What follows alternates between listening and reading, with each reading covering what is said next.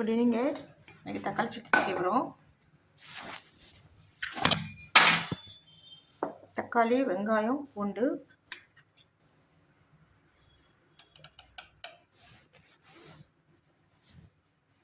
மிளகாத்தூள்,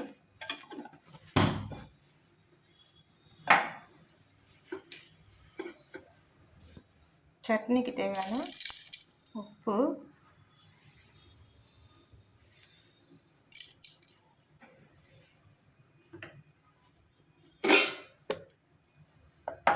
இதை கிரைண்ட் பண்ணிவிட்டு நம்ம தாளிக்கலாம்.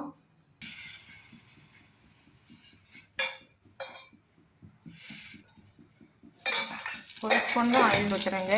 ஒரு ஸ்பூன் தான் ஆயில் ஊற்றுறேங்க.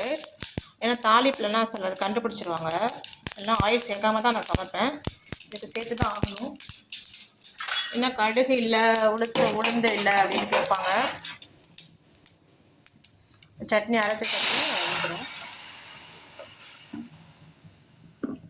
கொதிச்சோன்னா பார்க்கலாம்.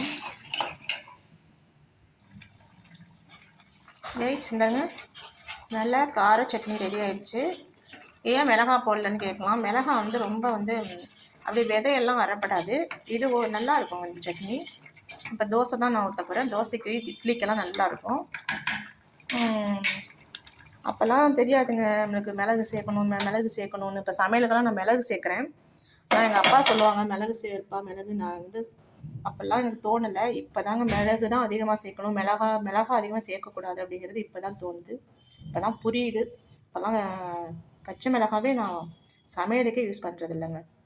ஓகே, ஹெல்த்தி சமையல். நாளை சந்திப்போம் கைஸ். பாய்.